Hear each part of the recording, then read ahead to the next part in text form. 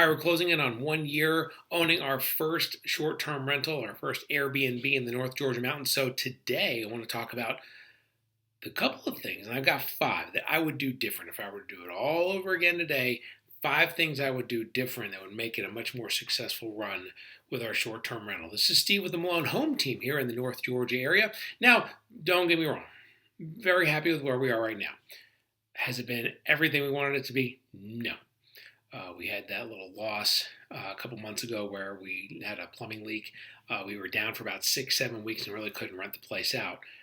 Since then, though, since coming back online, we've been running at about, I want to say close to 75 to 80% occupancy at the place, where I think in the area, I think normally it's like 30 to 40%. So we've been running way ahead of where we're supposed to be. And a lot of the stuff I'm about to talk about is the kind of stuff that is helping us kind of get back and really be strong as we head into the summertime and head into the fall, which is really kind of the prime season. So we really want to take advantage of that. So 5 things, and then after we get those 5 things, I'm going to give you a kind of synopsis of how our first about 9 months so far, how our first 9 months have gone, and kind of what we look forward to going into the future. But here we go. First, 5 things I do different. Here we go. So the first thing I would do different if we had to do all over again is in the finding stage of the house. We always talk about using airdna.co. It's a really great website. It'll get you a lot of data. I always say upgrade and get the actual data. It only costs like $20 a month, $30 a month, depending on how big the area is. Sometimes it might cost a little more than that. And you only have it for a month because you're doing a lot of research as you're looking. Now, the thing to keep in mind is they're going to show you revenues for homes.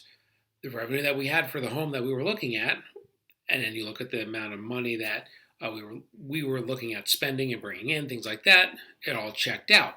The problem with that is it does not take into account how much money you get for cleaning, okay? So the revenue is the past revenue people bring in is the rent plus the cleaning.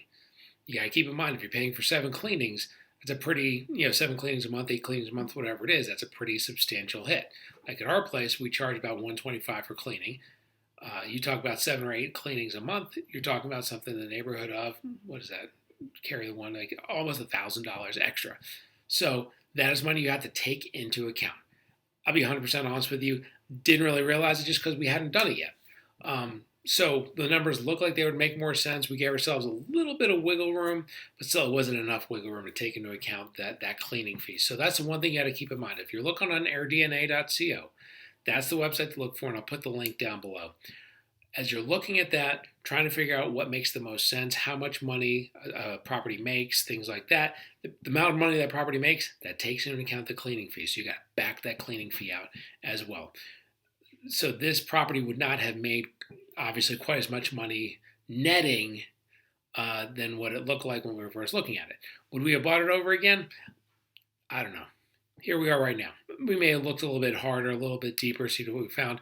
We got a really good deal. We keep it pretty full. I like to think that it's really not a bad property at all, and I'm actually very happy about it. So would we do it over again? Yes.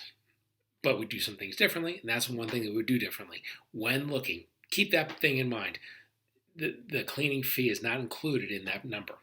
Number 2, put a little bit more money down on the house, like actual cashola on the house. We've talked about this in the past. I'm a big Dave Ramsey guy, okay? I'm not a big fan of debt.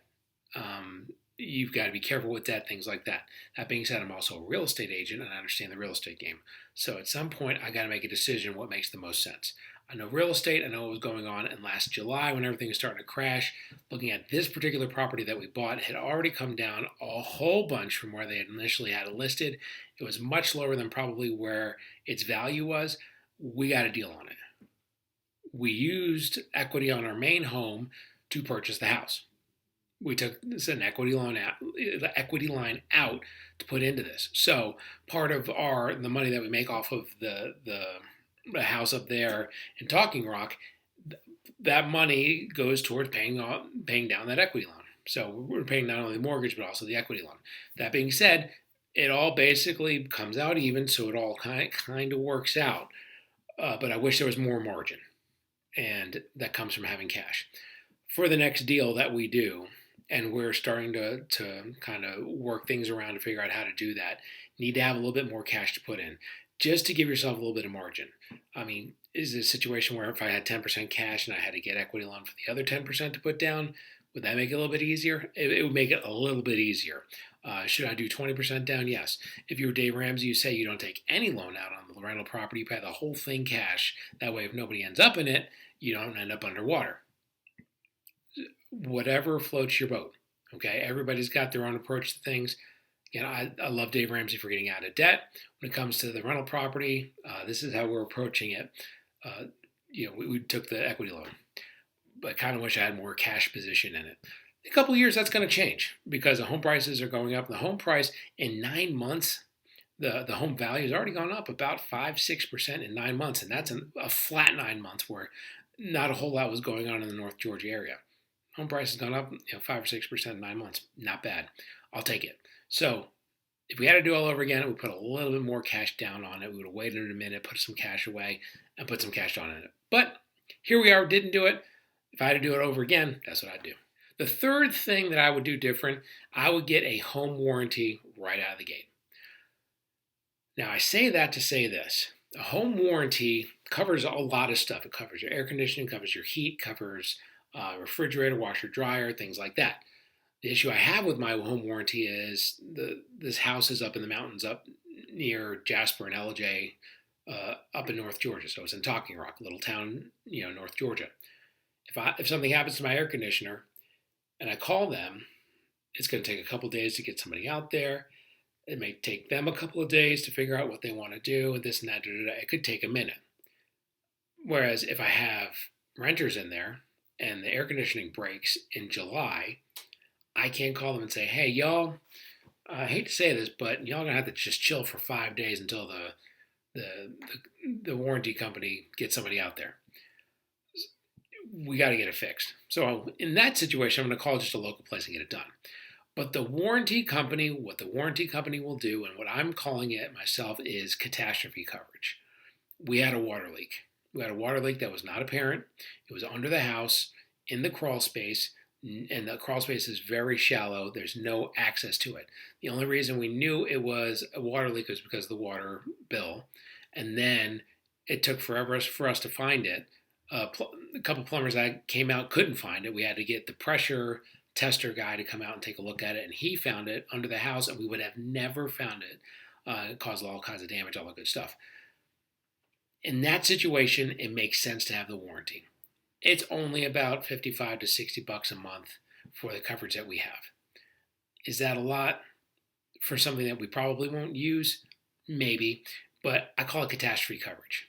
Because if I had had the catastrophe coverage in there, I would not have had to pay to have the pressure guy come out and the plumber come out to fix and whatever.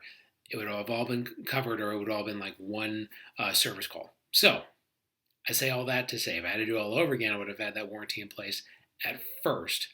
Not a bad idea to have that as you're going forward with your rental properties. Have a home warranty in place. Number 4, now we're getting into the nitty gritty. So the last 2 things I want to talk about, 4 and 5, is the stuff that I love. And this is the dynamic pricing and the algorithm of Airbnb. So we're going to do it one at a time. So number 4 is dynamic pricing. We have a platform. There's a lot of different platforms that have the pricing assistance. We use Price Labs. They do great. There's a couple of other spots or websites like Wheelhouse. They do good work as well. Whatever one works good for you. We do Price Labs. What that does is it looks forward and says, and sets your prices according to what everybody else is setting their prices at, according to seasonality, things like that. So like 12 months from now, I'm not going to get backdoored and somebody like get Memorial Day of next year for like $50 a night because I forgot to change the numbers. The Price Labs is doing that all the time. It's only like $20 a month or $21 a month, something like that. So it's less than $1 a day for somebody to change the dollars on the days, figure out what weekends are in high demand, things like that. But as we get closer, if there are places or there are days that aren't taken, then I got to kind of take the wheel and adjust prices. and give discounts through some of the tools that Airbnb has, where you can do different percentages, like 2 days you can give 10%, 3 days you can do 15%, whatever. You can kind of tweak the numbers. So that's called dynamic pricing. You can't just put one price in. I'm going to sell it for like weekdays, $100 a night, weekends, $150 a night, and I walk away. Okay, you're going to leave a lot of money on the table because there are a lot of weekends that are higher. There's more people who want to see it, or more people want to go to it. Like there's 4th of July, Memorial Day, and then there's certain weekends up in the mountains that have certain festivals that draw more stuff. So it's automatically measuring, what weekends are the hotter weekends and already pushing the prices up because of that. Okay, so if you just do like $100 during the week, $150 during the weekend, a lot of stuff's going to fall through the cracks. You're not going to make as much money. Okay, number one. Number two, as you get closer, you have to adjust prices. I hate giving my place away for like $70 a night. It stinks. But if like this upcoming week I've got nobody in there and it's like a Monday through Thursday and I got somebody coming in Friday, somebody just left Sunday, so there's like a Monday through Thursday or a Sunday through Thursday or whatever, and it's 5 nights and I get Sunday night and nobody's like booked anything yet, I'm trying to get somebody in there. Yeah, you don't want to put it too low. You want to do like $25 a night because then that's asking for a lot of trouble. But you want to put it at a price where you're at least making something. Even if you only make like $50 or $75 a night on the place, that pays for the water bill, or it pays for the trash bill or the bug bill or whatever. Any money you make goes to the bottom line. Okay, so that's what we're always doing. We're always tweaking the numbers and looking. Do we probably spend too much time tweaking the numbers for something that probably doesn't, pay out? For me, it's kind of a hobby, so I kind of enjoy it, and it's also helping me learn for the future because for the next property that we get, we're going to know a whole lot better. We're going to hit the ground running, and we're going to take off because we're going to know how to do this pricing thing. So dynamic pricing is very important. I would have learned, and I've taken classes now on it, and I've watched a lot of videos on it. I've learned a lot about how to tweak the numbers as you go because Airbnb is already there. People are using it. People are looking on it. Learning the dynamic pricing is going to help you stand out and really take advantage of the Airbnb platform, take advantage of the fact that people are looking in certain weekends, things like that. So I would learn dynamic pricing right out of the gate, be a wizard at that right out of the gate. It would lead to a whole lot more revenue for the company. That's number 4. Now, the big one, number 5. To round it out, number 5, Airbnb is a website that makes money if you're on Airbnb. They want eyeballs. If you keep people on, they're going to reward you. What I would do differently now that I didn't do then was give people a reason to stay on. Give people a reason to see your place and whatever, and give Airbnb what they want, which is something really nice to look at, something that's going to keep people online, keep people looking. Because if you feed Airbnb, Airbnb will feed you. Okay, and I would pay much more attention to that this next time than I did the last time. Airbnb as an interest-based algorithm. Okay, it's just like I'm a realtor. It's just like Zillow. And I always talk to people who sell their houses. There are certain things that we can do in Zillow that are going to keep people on the website more. If you can keep people on the website more, Zillow will reward you by raising your house a little bit or getting your house a little higher in the rankings and stuff like that. So you have better pictures. If you do some of the 3D walkthroughs, if you have a video, things like that, it gives people more stuff to look at, keeps them on Zillow, and Zillow rewards you by having you end up higher in the search, which allows more people to see you, stay on the site, whatever. Airbnb is the exact same way. So for that reason, the next time what we're going to do is what we're doing now, what we've learned, some of this dynamic pricing that we've learned. So the dynamic pricing and this kind of go hand in hand. You want your prices to be high out in the future, okay? Like right now we're recording this, beginning of May. So if somebody wants to book my place in September, they're going to pay for it. They're going to pay a lot for it. Why is that? I want September to be wide open. I want the whole month to be wide open because if somebody's looking for a weekend at the beginning of September, they'll find my place. End of September, they'll find my place. A Tuesday in the middle of September, they're going to find my place because nobody's there. The more that you are seen, the more Airbnb thinks people like your stuff, and they're going to push you in the algorithm. They're going to push you up a little bit. So you have to have really good pictures, look really nice, good descriptions, things like that. Doesn't hurt being a super host, because then people think that you have your chops and you know what you're doing, which we are with super hosts, all that stuff. But I can have all that stuff. But if somebody's looking to take 2 weeks in September and you happen to have one of those days gone, you're not going to show up in their search, no matter how popular you are, because it's not there. That's why your prices are way high, way down the road. Now, that being said, we have some discounts if you want to go 5 days or 7 days way down the road that'll help offset that, but it's still going to be much higher than it would be if you were to book a month out or 2 weeks out. If people are doing dynamic pricing, that's how they're pricing their place, okay? You can get the place, but you're going to pay for it. It's just like an airline. If I want to get a flight today to fly, 2 days before Christmas to New York, I'll pay through the tooth right now. But if it's 2 days before and there happens to be an empty seat on that plane, you might get that for like $69. So but it's the comfort and the security of knowing you have that. You pay for that, okay? And that's the way that dynamic pricing works. So our goal is to have our place as visible as possible, okay? If somebody books it, great, but they just have to pay for it, okay? But they're not going to pay for it. We're going to get more out of it because people are still looking, they're asking, whatever. Yes, if people see the place and they book it versus if they see the place and they don't book it, obviously, if you get it booked, you kind of get like a higher score or whatever. But still, it's an interest algorithm. Airbnb will reward you if people are interested in your stuff. That's why, like on Airbnb, if the pictures are like iPhone pictures or whatever, oh my goodness, they're terrible. Pay to get your pictures done. Thank God we had really nice pictures done for our place.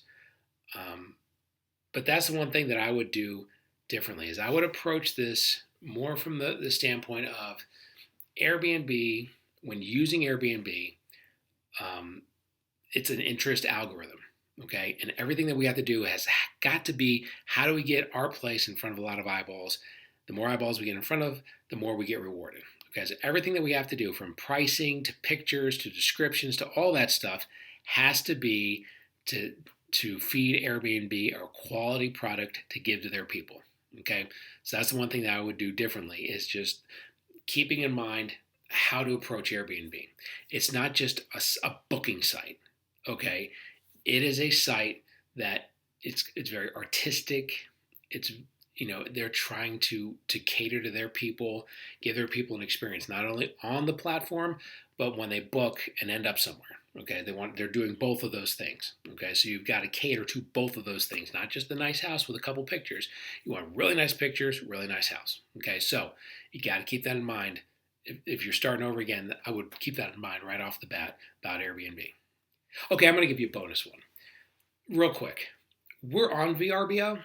We're VRBO. I think they want to be called VRBO. So we're on VRBO. VRBO, we barely get any hits on VRBO. The reason we don't get hits on VRBO is because all of our pricing that we have through Price Labs is really to take advantage of the pricing options that we have on Airbnb. On Airbnb, you can set a lot of your pricing to, on 2 days you can do this percentage, 4 days you can do this percentage, 5 days you can do this percentage. You can tweak things like that, blah, blah, blah. VRBO, you can. To really take advantage of VRBO, we would almost have to have two separate accounts on Price Labs. Right now, what we have is one account that feeds the two. Because it's called a parent listing and a child listing. To really do it right, we probably need one listing for Airbnb and one listing for VRBO. And that way, different pricing for each one, things like that. And I don't think it's worth it for us right now, because Airbnb does just fine, helping us, get what we want. And number two, VRBO has just not delivered for us to this point. I don't know if the juice is worth the squeeze. So it's funny because we do get a lot of people who up in that area, they say they get all their listings off VRBO or all their guests off VRBO and none off of Airbnb. A lot of people say they get 50-50. A lot of people say Airbnb they get like 99% on Airbnb, like 1% VRBO. That's where we are. There's no rhyme or reason to it. It's kind of weird. To me, I just think Airbnb is it's a easier platform to use. It's a more intuitive platform to use. The technology is a little newer. I kind of understand it a little bit better than VRBO. We have it on both just in case, but I'm a bigger fan of Airbnb, so I'm glad that the Airbnb works. But we're always tweaking, we're always learning, and I'm hoping that at some point we figure out the VRBO thing. But if we don't, like I said, Airbnb has done plenty for us to foot the bill and keep the thing going. Okay, so as promised, the 9-month wrap. Where are we? Like I said, we had that 6 to 7 week kind of lull there where we had nobody. We had floors torn up. We were a little bit of a mess up there, and the dust was everywhere. It was crazy. Since then, and during that time frame, we were still doing some learning, things like that. So once we hit the ground running at the beginning part of March, it has really been rock and roll since then. We have kept it much more full on the calendar than it was going into it.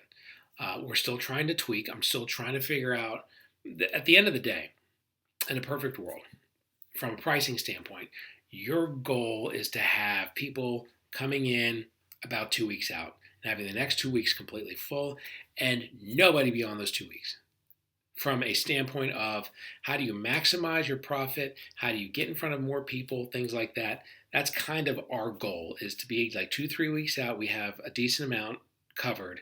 Really not a whole lot past that, okay? And then any kind of gaps that we have in those 2 to 3 weeks, we're trying to fill as we go. If we can do that and we can keep running at 75 to 80%, we're going to stay pretty even. We already have some people coming in for like 4th of July week, things like that. So we're starting to pick up some bigger ticket spots over the summertime. So we're looking forward to that. Looking forward to having folks in there. 9 months. We're still right now running about even. I was hoping that we would be making a little bit of profit. That comes from the fact that we didn't put anything down. We used everything from the equity loan to put money down on the house to get the 20%. A, B, we also had the time 6 to 7 weeks that we were down, so we didn't have money there. We've got the cleaning fee that we didn't take into account in the beginning, so we're making a little bit less money than we thought we were going to be making. That's completely on me. But where are we 9 months later? Like I talked about, in 9 months, the home price has gone up 5-6%. So in a year, it's probably going to go up 7%, 7 to 8%, something like that in a year. Not bad. If I can get 5 to 8% every year, then you're talking about a house that we bought in the upper 2s. A couple of years is going to be worth something in the low 3s. Then all of a sudden, you have options. We sell the house, maybe get something else. We sell the house, and if my wife gets tired of being the owner of another house, which there are moments where she wants to put my head through a wall because she's tired of being here, then we walk away. I kind of enjoy it because, as I talked about in previous episodes, I love the idea of owning a short-term rental because in real estate, if you can get somebody to pay for it, even if it comes out flat, okay, if you can get somebody to pay for the mortgage, pay for this, pay for that, all that stuff. If you can get somebody to do all that and the home price goes up, when you look at like percentage of like how does real estate go up percentage wise versus the stock market or versus like index funds or versus gold or whatever. The thing about it is, who cares if you come out flat? That means there's no money coming out of your pocket. So you buy a $300,000 house, you get somebody else to pay the mortgage on it and the equity loan and whatever, and at the end of the day, it goes up, even if it's like 5-6% a year. A couple of years is going to be worth what, $375, $400.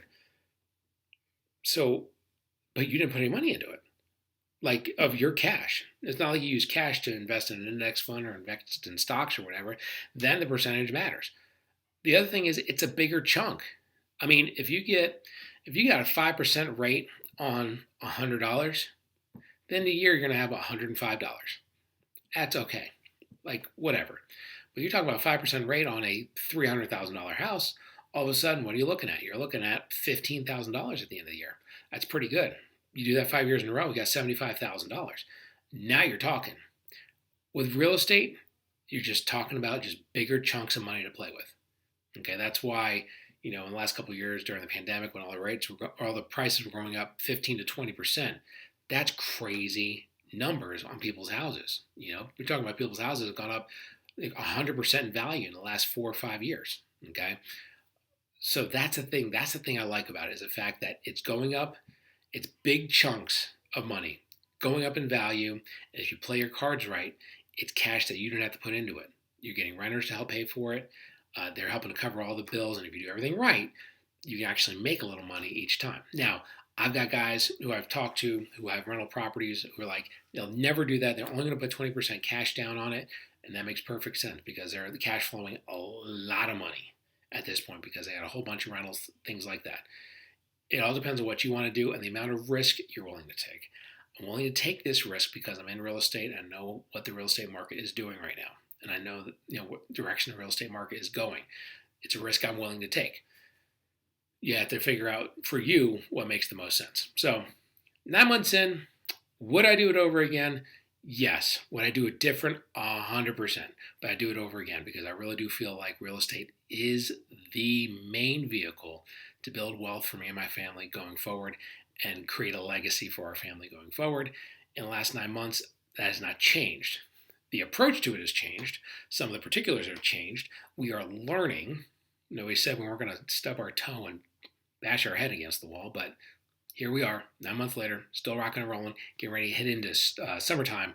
We're hoping to really start recovering some of this money and really start to hit the ground running going into the end of the first year. So, more updates to come. If you have any questions about anything related to short-term rentals, Airbnbs, give me a shout. Let me know. This is Steve. Thanks. Bye.